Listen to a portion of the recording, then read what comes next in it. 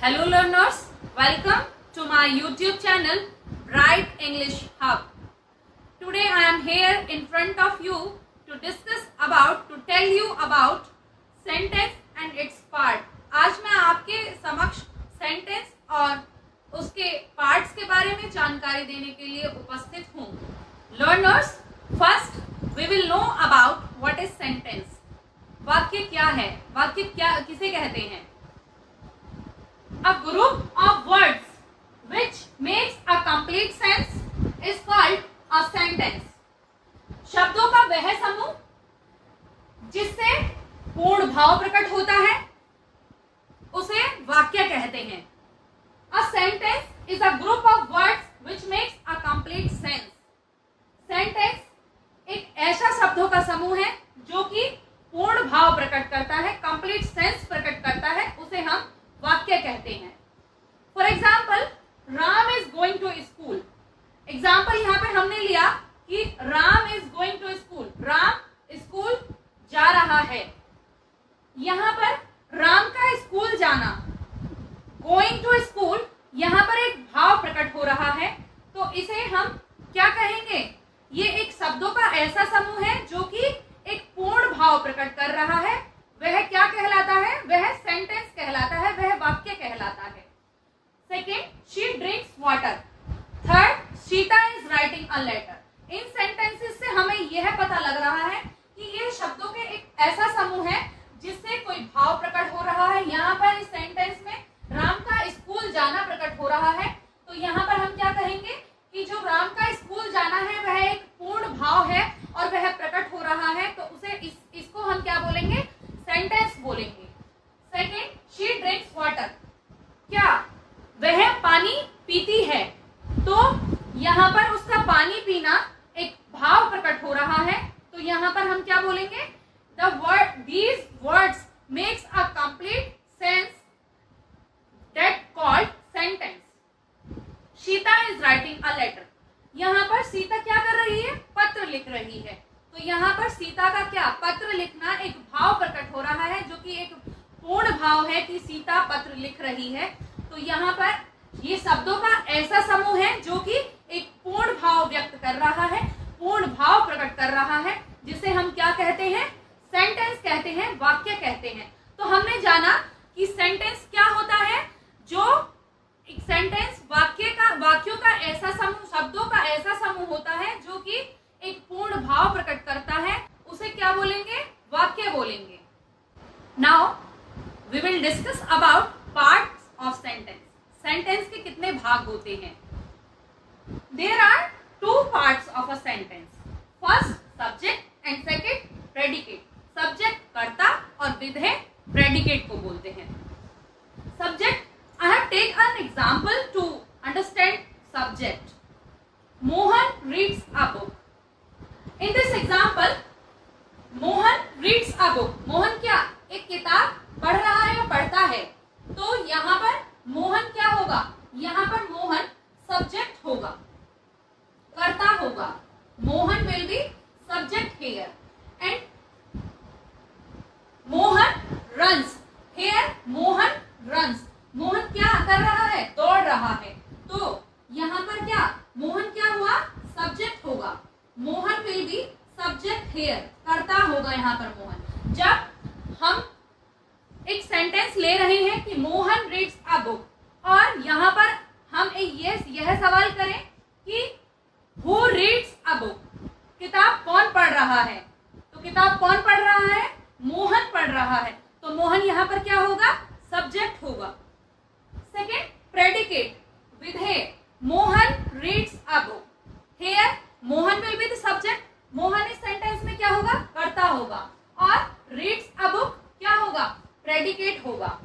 Means anything said about subject. जो कुछ भी सब्जेक्ट के बारे में कहा गया है वह क्या होगा? विधेय होगा.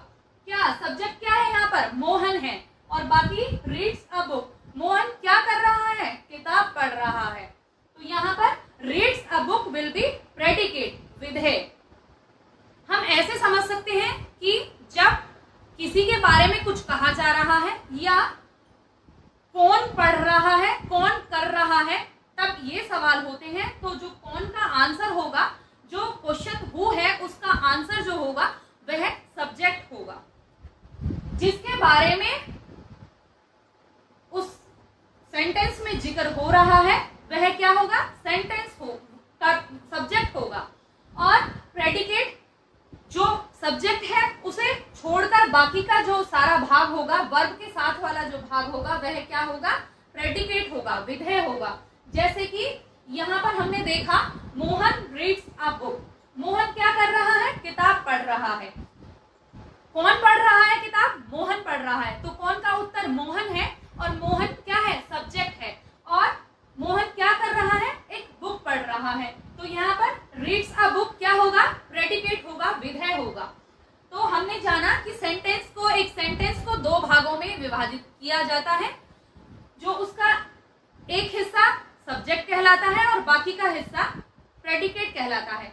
जो सब्जेक्ट होता है वह क्या, जो मेन होता है, जो उसमें जिसके बारे में उस सेंटेंस में जिक्र करा गया है वह क्या होगा, सब्जेक्ट होगा। और बाकी का सब कुछ प्रेडिकेट होगा। जैसे यहाँ पर मोहन रन्स, यहाँ पे मोहन क्या है, सब्जेक्ट है, और रन्स क्या है, प्रेडिकेट है। तो हमने जाना कि सेंटेंस के दो पार्ट्स होते हैं, पहला सब्जेक्ट और दूसरा प्रेडिकेट। सब्जेक्ट को कर्ता कहते हैं और प्रेडिकेट को विधेय बोलते हैं।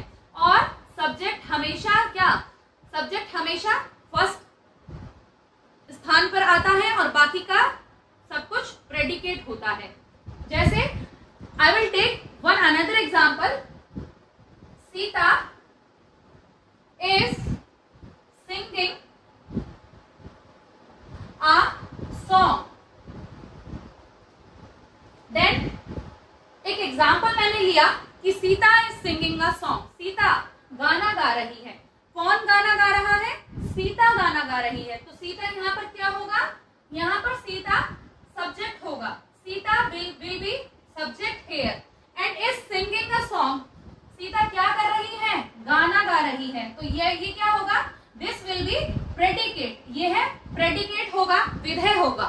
मीन्स सीता सब्जेक्ट एंड बाकी का जो भी पार्ट होगा सेंटेंस का वो क्या होगा, विधेय होगा। जब हम किसी सेंटेंस में हु लगाते हैं, सवाल करते हैं कि कौन गा रहा है, सीता गा रही है। तो यहाँ पर सीता क्या होगा, सब्जेक्ट होगा।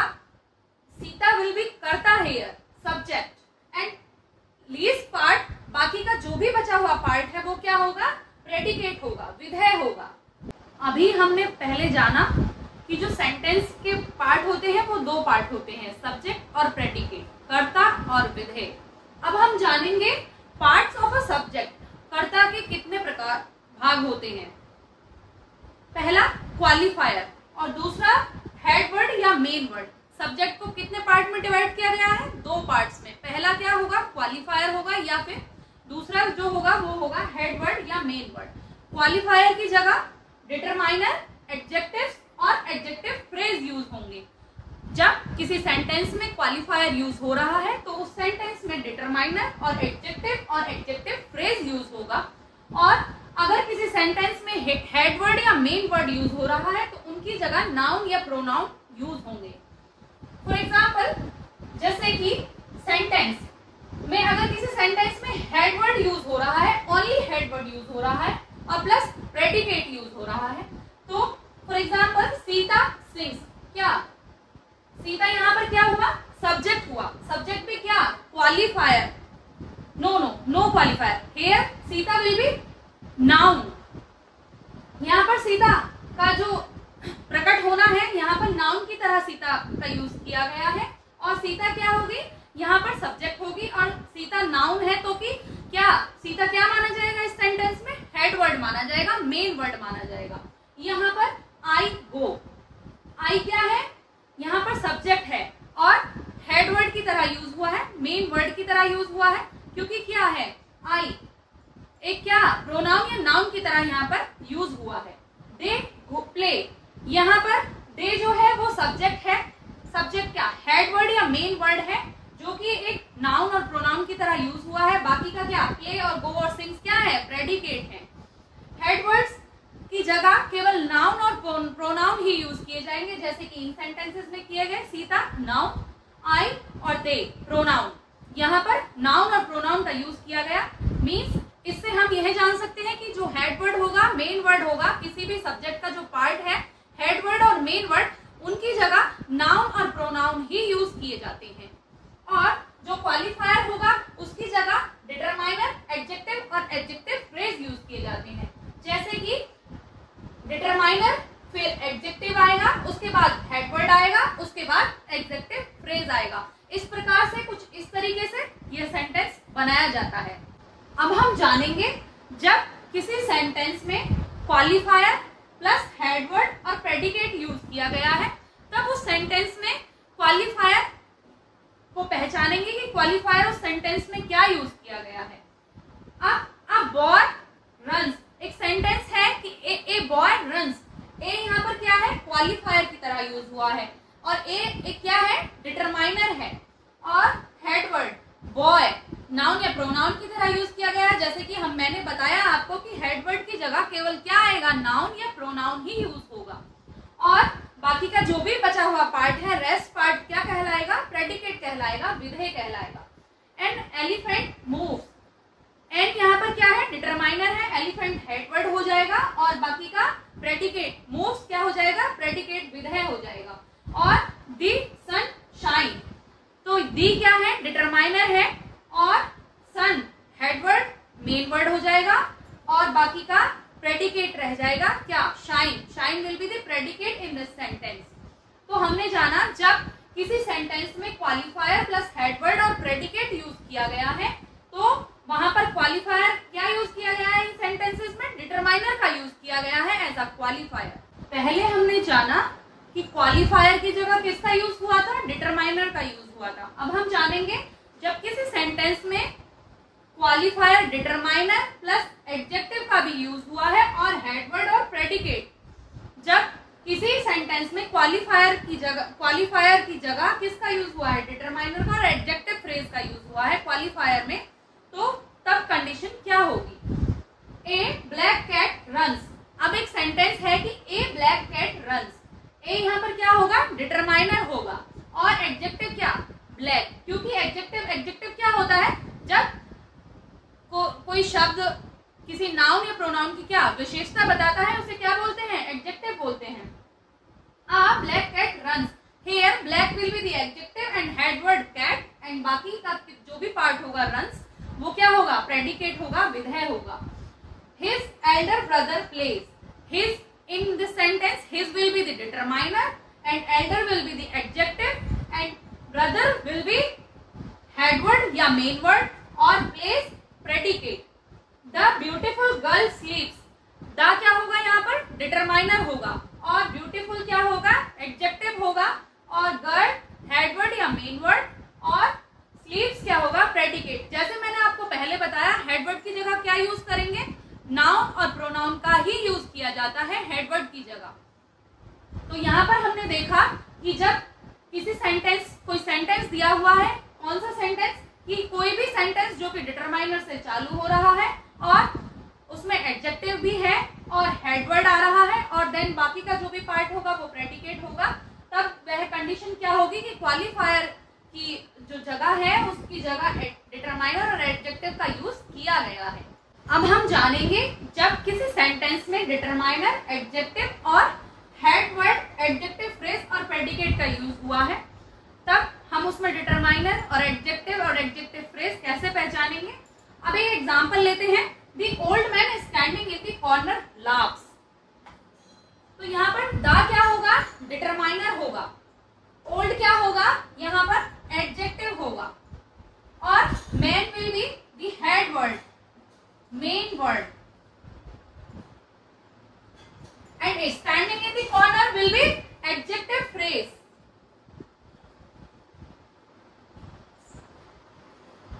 And laughs will be predicate here. Then I have taken this example. I hope you will understand it. The old man standing in the corner laughs. Old man, old क्या है, adjective है, man क्या है, noun है, और the क्या है यहाँ पर, determiner है, और standing in the corner क्या यूज हुआ है, standing in the corner का adjective फ्रेज की तरह यूज हुआ है। और लास्ट क्या होगा यहाँ पर, प्रेडिकेट होगा, विधेय होगा। तो ये वाला जो भाग है, ये पूरा जो भाग है ये वाला, ये क्या कहलाएगा, क्वालिफायर कहलाएगा। ये भाग क्वालिफायर कहलाएगा और ये वाला भाग क्या कहलाएगा, प्रेडिकेट कहलाएगा। Qualifier plus head word.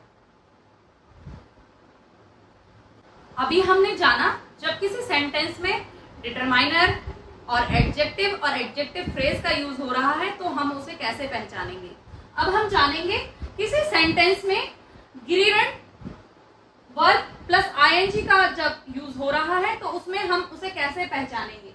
Playing is useful. Playing, यहाँ पर प्लेइंग क्या है, सब्जेक्ट है, और यूजफुल, इज यूजफुल क्या है, प्रेडिकेट होगा। Playing will be the subject here and less other part will be predicate. Here जब हम ग्रीरेंट बनाते हैं तब जो वर्ब की फर्स्ट फॉर्म होती है उसमें आईएनजी लगा देते हैं तो किसका निर्माण होता है, ग्रीरेंट का निर्माण होता है। इसमें स्मोकिंग इज हार्मफुल। स्मोकिंग क्या होगा, यहाँ पर ग्रीरेंट होगा और हार्मफुल क्या होगा, प्रेडिकेट होगा। और ये क्या, सब्जेक्ट, और कौन सा, ग्रीरेंट होगा। ये swimming is good exercise. Swimming is good exercise. Swimming, swim plus ING, यहाँ पर किसका निर्माण हुआ है, ग्रीनेट का निर्माण हुआ है। और इज अ गुड एक्सरसाइज क्या होगा, प्रेडिकेट होगा। Walking, walk plus ING is useful. Is useful क्या है, यहाँ पर प्रेडिकेट है और ये क्या है, ग्रीनेट होगा यहाँ पर। तो हमने जाना कि जब किसी सेंटेंस में वर्ब प्लस आईएनजी आ रहा है और वह सब्जेक्ट है तो वहां पर उसे क्या बोलेंगे, ग्रीनेट बोलेंगे। और बाकी का जो भी पार्ट होगा वह क्या होगा, प्रेडिकेट होगा। जैसे कि हमने जाना कि जो ग्रीनेट होगा उसकी जगह क्या आएगा, हेड वर्ड आएगा। हेड वर्ड भी क्या, नाउन। आइए जानते हैं अगले नियम के बारे में। जब किसी सेंटेंस में टू प्लस वर्ब का प्रयोग हो रहा है तब क्या बनेगा, इंफिनिटिव। उसे क्या बोलेंगे कि इंफिनिटिव का निर्माण हो रहा है। जैसे for example, to smoke is harmful.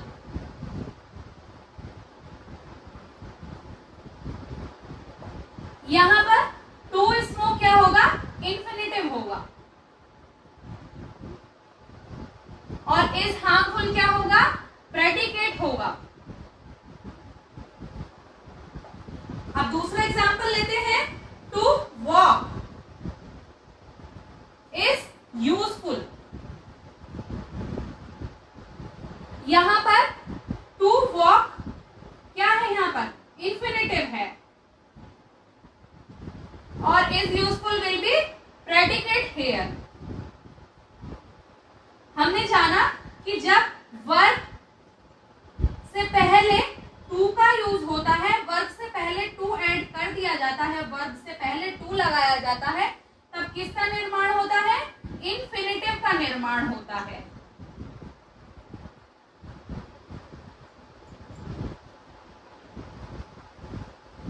अब हम जानेंगे कि जब किसी सेंटेंस में इट और देयर का यूज होता है तब वहां पर सब्जेक्ट क्या होगा।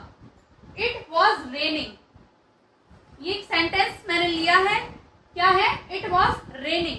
इट यहाँ पर क्या होगा, it will be subject here. Subject कौन सा होगा, इम्पर्सनल सब्जेक्ट होगा। यहाँ पर वॉज सिंगिंग जो होगा वो क्या होगा, प्रेडिकेट होगा। Was singing will be predicate. It was a cold night. It क्या है, यहाँ पर सब्जेक्ट है, वो भी कौन सा, impersonal subject. Was a cold night क्या होगा, यहाँ पर प्रेडिकेट होगा। There were 10 boys in class. There यहाँ पर क्या होगा, सब्जेक्ट होगा, वो भी कौन सा, इम्पर्सनल सब्जेक्ट। और वर 10 बॉयज इन द क्लास क्या होगा, यहाँ पर प्रेडिकेट होगा, विधेय। इससे पहले हमने जाना कि सेंटेंस के कितने पार्ट होते हैं, 2 पार्ट होते हैं, पहला सब्जेक्ट और प्रेडिकेट। फिर हमने जाना सब्जेक्ट के कितने पार्ट होते हैं, सब्जेक्ट के कितने पार्ट, 2 पार्ट होते हैं, एक क्वालिफायर और एक हेड वर्ड या मेन वर्ड। और क्वालिफायर में भी डिटरमाइनर, एडजेक्टिव, एडजेक्टिव फ्रेज। और अब हम जानेंगे कि प्रेडिकेट के कितने पार्ट होते हैं। प्रेडिकेट के 3 पार्ट होते हैं, पहला वर्ब, दूसरा ऑब्जेक्ट और तीसरा कॉम्प्लीमेंट। ऑब्जेक्ट कितने प्रकार के होते हैं, 2 प्रकार के होते हैं, एक इनडायरेक्ट ऑब्जेक्ट और दूसरा डायरेक्ट ऑब्जेक्ट। जब वर्ब है, जो वर्ब आएगी किसी सेंटेंस में, वह क्या होगी, first part of the predicate कहलाई जाएगी। इनडायरेक्ट ऑब्जेक्ट क्या है, second part of the predicate होगा। मींस जब हम वर्ब से क्वेश्चन करते हैं कि किसको, जब हम क्वेश्चन वर्ब से करते हैं किसको और उसका उत्तर मिलता है, तो वह क्या होगा, इनडायरेक्ट ऑब्जेक्ट कहलाएगा। और डायरेक्ट ऑब्जेक्ट भी सेकंड पार्ट माना जाएगा। और जब हम क्वेश्चन करते हैं वर्ब से, क्रिया से जब हम सवाल करेंगे कि क्या, व्हाट, तो जो उसका आंसर मिलेगा वह क्या होगा, इनडायरेक्ट ऑब्जेक्ट होगा। जैसे कॉम्प्लीमेंट, और कॉम्प्लीमेंट क्या है, last part of a predicate है, जो कि वर्ब के साथ मिलकर क्या मीनिंग कंप्लीट करता है वर्ब का। कॉम्प्लीमेंट क्या करता है, completes the meaning of a verb, क्रिया का क्या मीनिंग कंप्लीट करता है। For example, Ram tells us a nice story. एक एग्जाम्पल यहाँ पर मैंने लिया कि Ram tells us a nice story.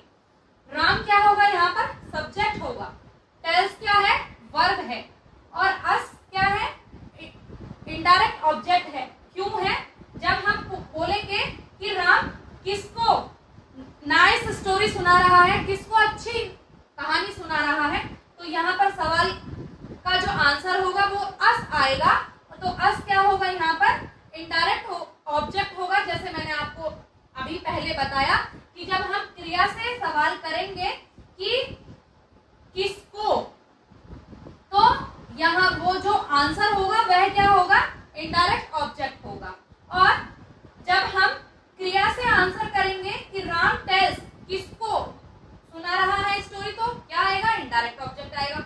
और राम क्या सुना रहा है, जब हम सवाल करेंगे इस सेंटेंस में कि राम क्या सुना रहा है, तो राम क्या सुना रहा है, अ नाइस स्टोरी। जो नाइस स्टोरी है वो क्या होगा, डायरेक्ट ऑब्जेक्ट होगा। अब दूसरा example, Ashoka was a king. तो यहाँ पर अशोका क्या है, सब्जेक्ट होगा, और वॉज क्या है, लिंकिंग वर्ब होगी, वर्ब। अ किंग क्या है, इसका कॉम्प्लीमेंट होगा। मीन्स लिंकिंग वर्ब्स कौन कौन सी वर्ब होती है, is, am, are and was और वर। ये कौन सी वर्ब्स होती हैं, लिंकिंग वर्ब्स होती हैं। और जब कॉम्प्लीमेंट जो होता है वह हमेशा इन लिंकिंग वर्ब्स के बाद में ही आता है। तो हम कब जानेंगे कि वॉज के बाद में क्या आ रहा है, आ किंग आ रहा है, तो आ किंग इस सेंटेंस में क्या होगा, कॉम्प्लीमेंट होगा। किसका, वॉज का कॉम्प्लीमेंट आ किंग होगा। तो कॉम्प्लीमेंट जो होता है वो 3 प्रकार के होते हैं, एक होता है नाउन कॉम्प्लीमेंट, और दूसरा होता है एडजेक्टिव कॉम्प्लीमेंट, और तीसरा होता है एडवर्ब कॉम्प्लीमेंट। जैसे कि हमने जाना कि जो प्रेडिकेट है उसके कितने भाग होते हैं, 3 भाग होते हैं, पहला वर्ब, दूसरा ऑब्जेक्ट और तीसरा कॉम्प्लीमेंट होता है। कॉम्प्लीमेंट हमेशा लिंकिंग वर्ब्स के बाद में आता है। लिंकिंग वर्ब्स कितनी होती हैं, इज, आर, एम, वाज और वर। इनके बाद में जब कॉम्प्लीमेंट आता है, किसी सेंटेंस में कोई वर्ड आता है, तो वो क्या होता है, कॉम्प्लीमेंट कहलाता है। और जब हम क्रिया से किसको क्वेश्चन करेंगे तो उसका जो आंसर मिलेगा वह क्या होगा, इनडायरेक्ट ऑब्जेक्ट होगा। जब हम क्रिया से कौन का क्या का आंसर करेंगे तो हमें क्या मिलेगा, डायरेक्ट ऑब्जेक्ट मिलेगा। यह हमने जाना कि प्रेडिकेट के 3 प्रकार होते हैं, वर्ब और ऑब्जेक्ट और कॉम्प्लीमेंट। जैसे कि हमें पता है कि without complement a sentence does not complete its meaning. Here Ashoka was a king, अगर मैं यहाँ पर अशोका वॉज ही रहने दूं तो यहाँ पर इसका कोई मतलब नहीं है, इसका कोई मीनिंग नहीं निकल रहा है। तो इसका क्या आप किन क्या है, कॉम्प्लीमेंट है, किसका मीनिंग कंप्लीट कर रहा है, ये सेंटेंस का मीनिंग कंप्लीट कर रहा है। कॉम्प्लीमेंट को क्या कहते हैं, पूरक भी बोलते हैं। Thank you learners, that's all for today. If you like my video please do subscribe my channel. अगर आपको मेरी वीडियो पसंद आई है तो मेरे चैनल को लाइक करें, शेयर करें, सब्सक्राइब करें और ऐसे ही जानकारी पाने के लिए जुड़े रहें ब्राइट इंग्लिश हब से।